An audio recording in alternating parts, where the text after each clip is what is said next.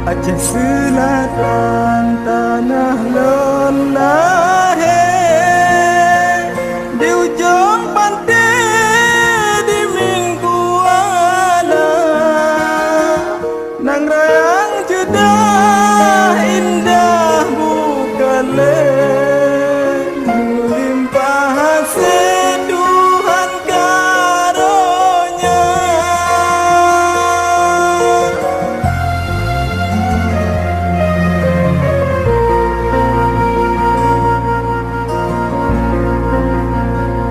Sinang tapak Tuhan mengukir sejarah